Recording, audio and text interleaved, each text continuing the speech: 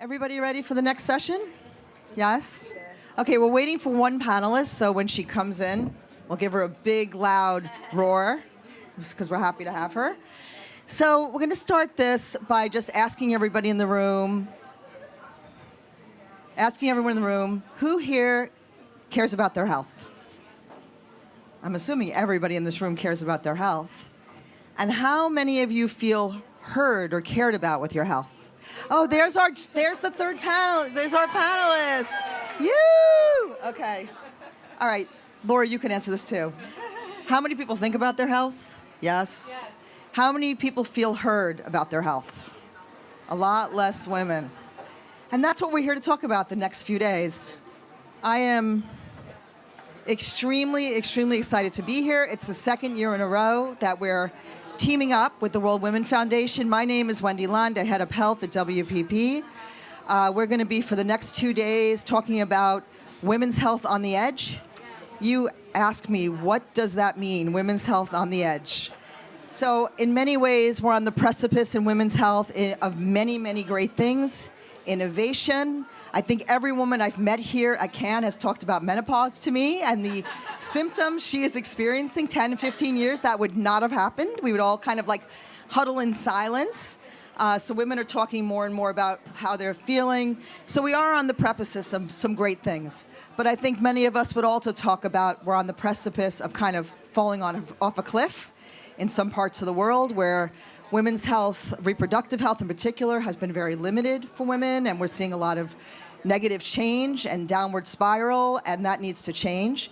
So we're going to talk about all these things over the next 3 days and talk about how we kind of get it off the edge and bring it to where it needs to be in a balanced place. And today, we're going to kick off with my esteemed panel leader, Emily Seal. I have to get her title right, which is somewhere here. Emily, where are you? I know what you are. Emily, so you're seeing Clio Health like all over Cannes, which is so cool. And I'm really excited to say we won many, many awards last week. WPP at Clio Health last night. I have to just call out that we won 2 Grand Prix, for one on pharma, one on health and wellness. My colleagues at Gray won a gold. My colleagues at VML also won a gold. So we had a really good night last night. But Emily is going to lead us in a different conversation, or a good conversation around creativity and how it can be a catalyst for change in women's health. And I think we've all seen that, right? Over the past few years, how creativity is taking us to an entirely new level. And a big part of that is around authenticity and how we talk to women and talk in her voice and hear her. So that's today, right now. And then tomorrow we're going to have 2 more sessions, which I hope you guys will come to. One is on a topic that's near and dear to all of our brains and what we think about on an everyday basis probably, but it's gotten so much more attention over the past few years, which is women weight and guess what? Wellness, which is a part that's sometimes left out of the equation. And then we're going to talk about unlocking the power of information to advance women's health. So those 2 last ones are tomorrow, 2:30 to 3:30. Today I'm going to turn it over to Emily to kick us off. Thanks for all being here. And Emily, take us away. Oh, you need this, right? That would be helpful. Thank you. Thanks, Wendy. I really appreciate it, and I am looking forward to having this conversation with these lovely women today. At Clio Health, I know Wendy mentioned we do celebrate creativity, specifically in health, and oftentimes that creativity means creativity that has true impact in the world, and I think it's really important to recognize that. So when we're thinking about women's health, it's not just beautiful storytelling and kind of creative executions. It's really about how are we creating space for difficult conversations, for breaking down stigmas, how are brands and organizations finding ways to shift policy. So we're really excited to kind of talk about that today. I'm joined on the stage by some really remarkable women. I'm going to give them an opportunity just to briefly introduce themselves, and then we'll get started. Hello, thank you for having me and for inviting me. My name is Marzia Zambon, and I am the Executive Director of EUROPA DONNA, the European Breast Cancer Coalition. We are a patient advocacy organization. We've been around for 30+ years. I think we're the largest and oldest patient organization in Europe.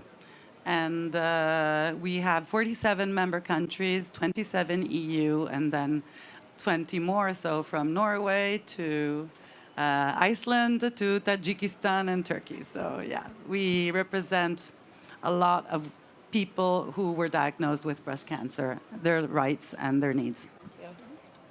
I got it. We'll share. Hi, everyone. I'm Laura Maness. I'm the global CEO of Gray and a colleague of Wendy Lund's here as part of the WPP network. We were recently aligned with Ogilvy Group, so I'm looking out at the global CEO of our health business unit, Mark Lanowet. Hey, Mark. And it also includes Tank Worldwide, which he was a founder of and also a part of Gray. And we feel very privileged to have an opportunity to speak on such important and relevant and resonant topics. I just hustled over from a women's power lunch, so my energy is full. And please forgive my slight tardiness. I guess I get to now sit on the bad side of the stage. Damn it. Thank you. Great. Hi, everyone. I'm Kim Dolan. I work at Pinterest, the home of inspiration. I lead our health and wellness business there. And fun fact, Gray was my very first job in advertising. So 20 plus years ago. Look at that full That's a circle. Full circle moment. Love that. I love all the connections.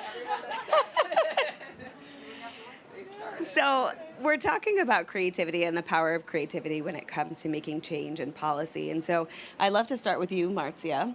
I want to talk to you specifically about your work, The Cancer Currency, which I know we do have a video of. For anyone who's not familiar, I'd love if we could play that video. Because all of you said, Commissioner, we want you to do something. And I wanted to share with you today that for the first time, we have included metastatic disease in Europe's Beating Cancer Plan, and there's specific funding for it.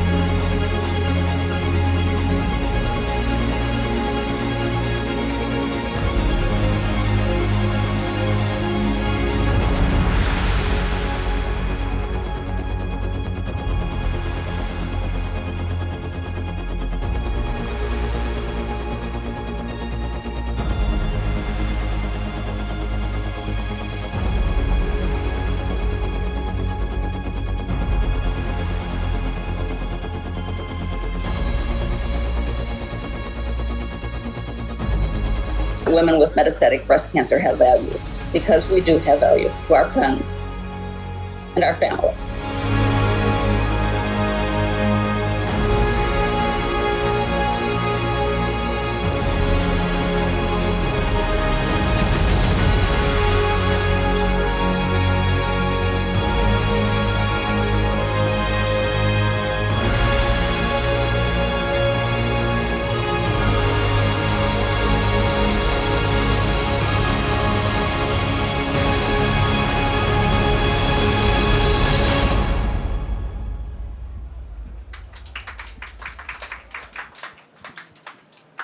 Absolutely beautiful work, really, really powerful and incredibly meaningful, and exactly what we're talking about, right? So I want to ask you, you take kind of this general concept, this universal concept of money, and change that, what that value means. Tell me about that. Tell me about how this came to life.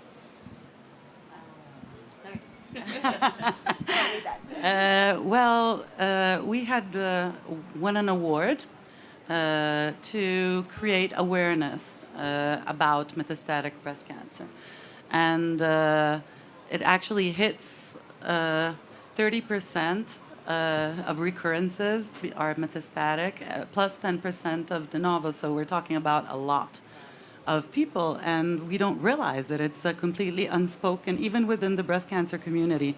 The people living with metastatic breast cancer are unheard, underrepresented, and they feel underrepresented as well. And we thought, okay, we want to make an awareness campaign, but we want it to have an impact. We just don't want to do a general awareness. We want to obtain something. And one of the thanks to advancement in research and in treatment, people can live with metastatic breast cancer. Carla, you saw her in her beautiful blue dress. She was diagnosed 13.5 years ago. So you have an incurable disease, which is treatable, but you are always under treatment. And you keep having a life, a social life, a family life, services, mortgages, a job, or not. So you can thrive or not, and it sort of depends on the next screening session. So there's a lot of insecurity, a lot of... It's people that really need to be represented, understood, and served. So we said, okay, so let's go to the policymakers and the decision makers. And as you saw in the video, we actually obtained, that was the European Health Commissioner, the past one. And she actually started Europe's Beating Cancer Plan in 2021. She launched it, but there was no funding within this major plan for the metastatic disease. And then instead that, through this, was obtained. So how did we decide for this kind of symbology, of this kind of metaphor? It's because we wanted to fill the silence of the unheard, and we wanted to take the quintessential symbol of worth and value, which is money, but it's so impersonal. You're just handed out without a second thought. You don't even look at it. And we took those banknotes and we wanted to create a special currency instead that represented, gave life to the lives, to the moments, to the faces, to the desires. Every single element of those banknotes are about those women. The date of their marriage, the date of their, the number of their children, their motto. Claudia, she's from Austria. On the back side of her banknote, there's an airplane, because she said, metastatic breast cancer, for me, it's my co-pilot now. So, and Brian Thompson, who is the designer of the $100 bill, actually designed in the most incredibly authentic way. With a detail, incredible detail. You just have to look at those. We wanted them to make like real, true banknotes. And the result was absolutely amazing. So we're very proud of this. Yeah, I think your work with the VML team was pretty impressive on this, I would say. I would say so. Obviously very successful, and I think it is really very compelling to take something that is so impersonal and means value and translate it into that important metaphor. So EUROPA DONNA has long championed advocacy at a policy level. How important is creative storytelling, like the cancer currency, when you're thinking about mobilizing policymakers and the public? Okay, so going back, sorry, to Brian Thompson, this was actually a big applause to Khalif Latif of the VML team, because you know how we landed him? He wrote to him on LinkedIn and said, are you interested? And actually he had history in his family regarding cancer, and he was in. That's how the cancer currency started. So there we go. An amazing team. The passion, that's also something. Working with this agency, with VML Health, with the Sarah Jane Barker's team was amazing. We had these 9 people on screen and Zoom calls. They were all so posh and chic and British and professional. I said, we'll never be able to afford this, you know, no way. But they were so, it was clear that it wasn't work for them. They were so proud. They were so happy. We were teaming together. So it was really incredible. Anyway, going back to storytelling, patient advocacy started with storytelling, but it was a personal story. These were breaking the stigma. In the 1990s, breast cancer was taboo. Cancer was taboo. So everybody, just to create awareness and empathy, people would tell their stories. Then patient advocacy started to professionalize, because we realized it's not one single voice that we want to give visibility to. We actually represent a group of interest, which is growing, and it's patients, and they need services. They need screening programs. They need specialized breast units. They need research, specialized research. We actually participate in research to make sure that the endpoints actually are in the interest of the patients, and that side effect management, grade 1, is actually meaningful for the patient. So we're into every single part of this. So we sort of became professionalized, and maybe because we had to learn the language of the researchers and the language of the doctors and the language of the policymakers, we became institutional to some point. And then I think with COVID, everything became, well, with campaigning in general, but also after COVID, with all the Zoom and everything, attention span of people is like 3 seconds. Emails, you don't write the title anymore. The title has to be what you want, and then you explain why you're writing afterwards. So you really have to grab the attention. You have to be compelling. You have to make sure that people listen. And that's where I think storytelling has to be really powerful and attention-grabbing, emotionally compelling, and especially targeted to the people that can actually do something about it. Yeah. So you need to choose your target. And if not, it's useless. Yeah, and I know you just talked a little bit about the power of creative collaboration and bringing it to life with the VML team. What advice would you give to others that are trying to tackle kind of complex health issues using creative campaigns? Okay, when you're facing a very difficult topic or an uncomfortable topic, first, as I said, you have to go with the empathy, but not with the tragedy. You have to be careful because people get scared. You're talking about uncomfortable things. And you don't want to be all happy and jumping up and down like the pink movement, because that can irritate some. Or you can't say, oh, you can actually live for 14 years with metastatic breast cancer when the median is like 3 years. So you have to be very careful with what you're saying, the content. And I think you don't have to be afraid of using symbols or metaphors, because I think that helps. It helps because everybody can understand it, take it as they may, and it's got different levels of communication and of understanding, and I think you need to reach everybody to some way, to their head, to their heart, or to their stomach. Love that. I love the head, heart, stomach concept as well. Laura, I'd like to talk to you a little bit. So you lead GRAY globally and have consistently championed women's well-being and health and women in general and women leadership. So thank you to you for those efforts. And congratulations. I saw you were just named on the list of top 100 new women leaders, I think. Is that correct? Thank you. I want to talk to you specifically about your work with JPIGO. So JPIGO actually is an organization that's focused on advancing health and giving equal access to health for women all over the world, specifically maternal health. And I actually learned about them here last year when they spoke at the World Women Foundation. It was really very eye-opening and inspiring, and have worked with them a little bit since then. But you and the GRAY team did a really impressive campaign over the holidays that I'd like to show first, but then I want to dive a little bit deeper in that with you, okay? Okay, great.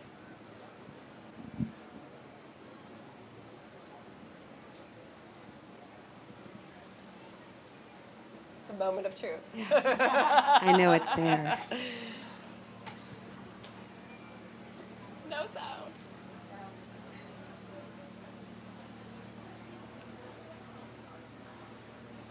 Consumers broke the bank over the Thanksgiving holiday weekend. $960 billion.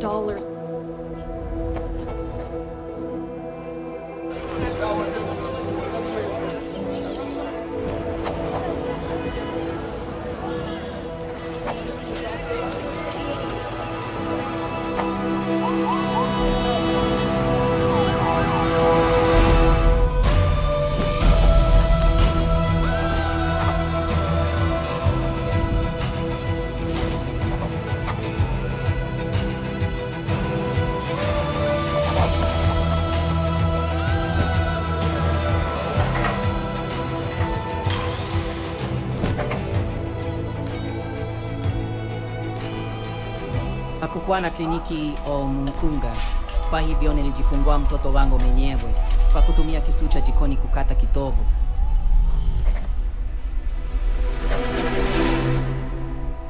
This poor woman had to deliver a baby on her own and cut her umbilical cord with a knife. Imagine a woman that has to deliver a child in a condition like this. a lot different than what we are lucky to have here in the United States.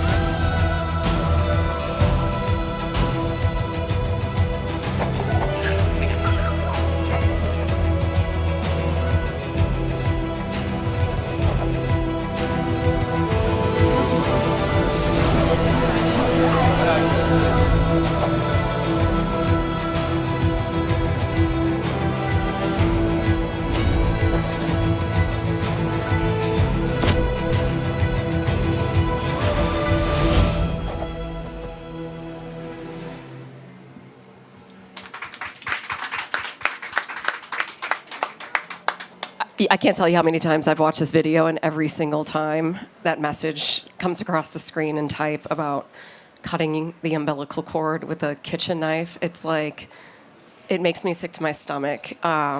It's just so visceral. Yeah, I think the thing that you were able to do and accomplish with this was create that moment of real juxtaposition with storytelling that made people uncomfortable, but in a way that I think is so important to draw attention to things, that are so real. Yeah, and I think, some of the most powerful storytelling catalyzes a behavior and action. And, the fact that, yes, it's one thing to kind of pick a place like New York City and bring visibility to something. I think with cancer and some of these other things, it's more ubiquitous. There tends to be a lot more kind of attention and just advocacy and support around that. But preventing death, and in this case, maternal death is of an infant is just something that isn't so front and center. And so I think to pick a place like New York City to tell it in a way that was like very activation oriented, so people really felt the emotion around this and were compelled to donate. And this is about fundraising, right? I mean, this organization has existed for an incredibly long time because of the impact that it drives to prevent death. And we're really proud that, it's not a one-off, it's not sort of disposable advertising. I think this is just a platform that will continue, and it just shows the power of experiencing a story like that. Yeah, and the creative idea of juxtaposing it with the holidays and a time where that is not the sentiment that people often have. So kind of have that jarring moment in a moment that makes you realize that we're all consumers in a consumer culture. So how can we take that and change the narrative? And I think it was really important to be able to your point, say it is about impact. We didn't enter this into Cannes, unfortunately, but we did enter it into the Lisbon Awards, and hot off the presses, it did win. And so we're really proud of this work. So it's going to continue to get awareness and visibility. We're going to stay behind it. So shout out to the team behind this. This was an incredible effort to pull off, but well done, Mark and team. Congratulations. So tell us a little bit about how are you approaching creating work like this that supports women's health in a way that's authentic, right? You want to make sure that you're still being authentic to the story you're telling, but also is resonating deeply. We talked a little bit about the juxtaposition of where you put this, but all the work that you're doing. Tell me about how you kind of approach that and the idea of creating. Yeah, I think, kind of goes back to what you were saying a bit when it comes to storytelling. And, just because we're in a highly regulated category and industry doesn't mean that we have to fall into sort of the tropes, of the category or lean into, fear tactics and this kind of dark side of storytelling.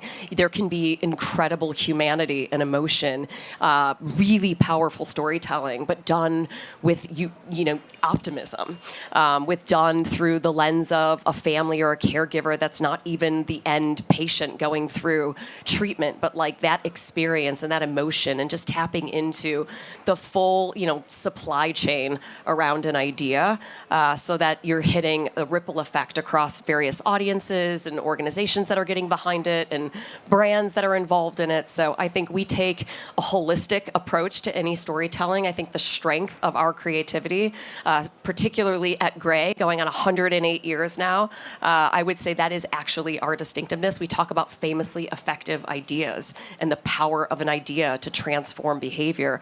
There's no better example of this, and maybe some of the work that you might be familiar with at Cannes. Louder Than Cancer is sort of the next chapter of our Most Beautiful Sound work that won.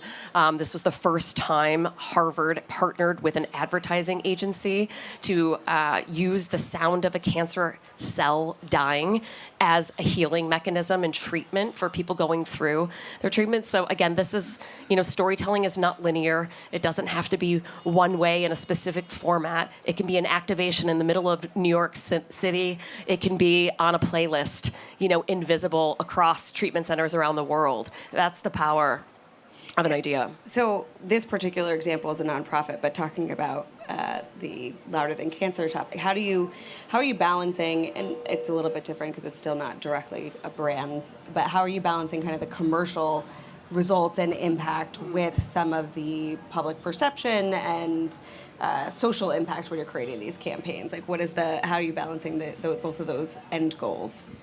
I think rather than find sort of exclusivity and getting a single brand to get behind it, Wendy was a big part of this and a champion and continues to be such an advocate around getting an organization like ASCO. It's like, let's not just get one company engaged in this, let's get the industry convener around this kind of thing. And then partnering with Spotify and just looking at like scale and mass distribution and modern storytelling on modern platforms. This is everybody wins, right? I root for the whole industry. I'm excited by some of the work. I was walking, the halls earlier today and looking at, preventative care through dried urine. I mean, this is amazing, right? Like the menopause, I need this feature. It adjusts the temperature on LG depending on how your body is like. My husband wants this now, So there's just so many ideas. There's so much tech and data available to us. We have to be intentional about not being selfish on the agency service side and going after just like giving a brand distinctiveness when we know that all boats are going to rise if we can get behind the organizations that are going to fund and lead to the kind of work that we're able to show here today. Big believer in the all ships rise with the rising tide, yes. That's why we're here doing things with Clio Health again. I think, Marzia, you kind of touched on this a little bit, but also would love to hear your perspective.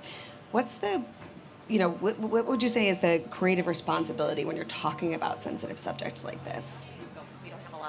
Yes, okay. Sorry. Oh, I'm going to jump into Kim. Sorry about that. She's given us I wasn't looking that way. So, Kim, you mentioned Pinterest is where people go to find their passions, and it's a positive corner of the internet where women are seeking inspiration and also increasingly support. Can you share examples about how, thinking about the platform side, how is Pinterest a place where people aren't just planning their lives, but they're going there to process themselves through health challenges or things they may be facing? How has it become a destination for that? Yeah, so at Pinterest, we do believe in inspiration and also action. And when I think about health in that context, it's really about education and empowerment. So we have 570 million monthly active users. Majority of that is female. So in terms of what women are doing on Pinterest specific to health, it's really a lot of different things. We see a lot, menopause has been mentioned a few times. We definitely see increased search trends around life stages. So whether that's first period kits or perimenopause or hormonal health, those are all things that are on the rise in terms of our search data year over year. We also see people are using the platform to curate ideas just like they would for other aspects of their lives. We find that pinners are telling us it helps them feel prepared when they go to talk to their doctor or collect information that they then share with their communities. So there's a lot of that aspect as well. And I think in terms of the reason people are able to feel comfortable doing that, 90% of people on Pinterest say it's an uplifting platform. And there's a great deal of safety in that to be able to discover and search and explore, especially around what can be, really sensitive or emotionally charged topics. And so, we really do believe in using some of those insights to fuel the work on the themes that were already talked about. How do you make something visible? How do you make people feel seen? And do it in a way that's very empathetic. And so really for us, it's about health, but also treating people as whole people. I love the currency example because I think that was a beautiful thing of demonstrating that, yes, you're a woman living with metastatic breast cancer, but you're also a whole person. And so a lot of the data and insights we see kind of echo that you should be treating people as their whole selves. And so, you know, when it comes to working with our advertising partners, it is about connecting those dots and creating that fuller picture and not just a disease state. What would you say are some of the untapped opportunities for some of those advertising partners thinking about women's health on Pinterest? Yeah, exactly. More cocktail chatter.